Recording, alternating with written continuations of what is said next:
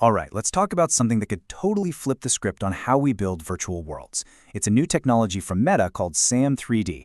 And believe it or not, it all starts with just one photo. So what if you could just take a picture of, say, your favorite chair, and poof, it's a 3D model, a real usable model you can drop right into a game or a VR experience. I mean, it sounds like science fiction, right? But that's exactly what SAM3D is promising to do. Okay, so here's our game plan for today. We'll start with the big idea, going from a photo to a 3D object.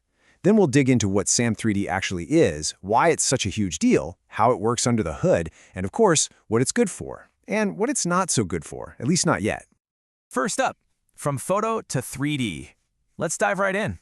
The core concept here is, well, it's pretty mind-bending when you really stop and think about it. So this whole thing comes out of Meta AI. And if you've been following the space, you've probably heard of their Segment Anything model, or SAM. That was the AI that could look at a photo and, perfectly cut out any object you pointed at.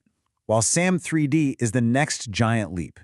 It takes that same find the object idea and doesn't just cut it out, it pulls it right out into the third dimension.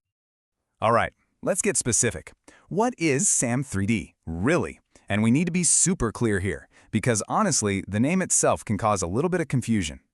In a nutshell, SAM3D is a family of AI models that looks at one single normal photo, like one you take on your phone, and generates a textured, editable 3D mesh.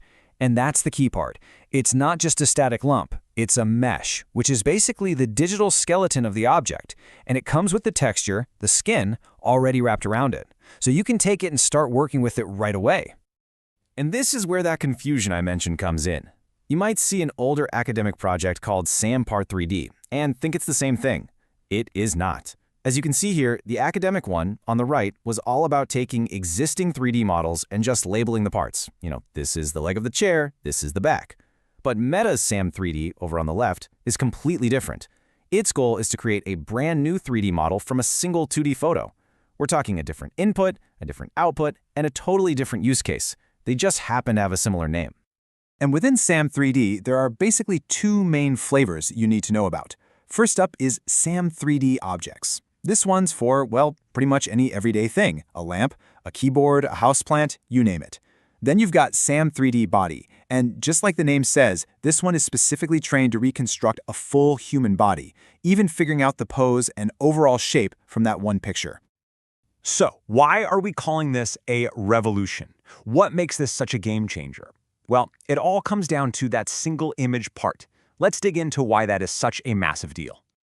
I mean, think about how 3D assets have been made for decades. It has always been this super difficult, really expensive process. You needed highly skilled artists, crazy expensive software, and a ton of complicated gear. We're talking giant rigs with dozens of cameras or special 3D scanners. It was slow, it cost a fortune, and frankly, it was a world that most people were locked out of. And then along comes SAM3D and just completely shatters that whole system. The barrier to entry just plummets.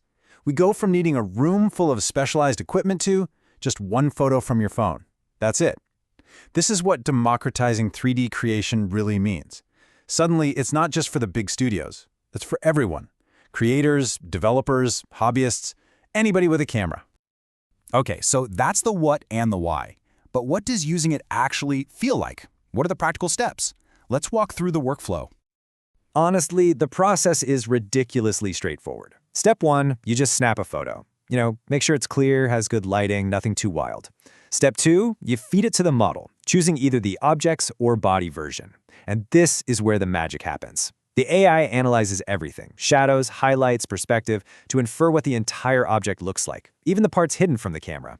Step 3, it spits out the 3D mesh for you to inspect. And finally, step 4, you hit export, and you can pull that asset right into your favorite 3D program like Blender or Unreal Engine to start playing with it. So this all sounds pretty incredible, right? But let's be realistic. We need to talk about both sides of the coin here, what this is great for, and where it still kind of falls short. The potential uses are, well, they're huge. Just imagine, if you're a game developer, you can now prototype a new scene with real-world props in minutes, not weeks. If you're training a robot, you can create a whole library of virtual objects for it to practice on just by taking pictures. Or think about online shopping. You could get a 3D preview of a product almost instantly. It's a massive speed boost across so many different fields.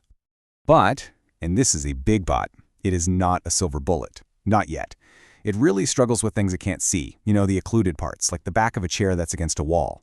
It also gets tripped up by really thin structures, like wires or the spokes on a bike wheel. And while the models look right, they're not physics grounded. They're just hollow digital shells. And if you're aiming for that super polished professional look, you're definitely still going to have to do some manual cleanup. And this quote from the source material just sums it up perfectly. SAM3D is not going to make professional capture rigs obsolete overnight, but that's not its goal. Its real, world-changing impact is that it meaningfully lowers the barrier to 3D asset creation. That's the key. Its power isn't in being the absolute best quality, but in making good enough 3D accessible to everyone. And all of this leaves us with one big, exciting question, doesn't it? For the first time, creating the building blocks for virtual worlds is almost as easy as taking a picture. So with this kind of power in everyone's hands, what are we all going to build first?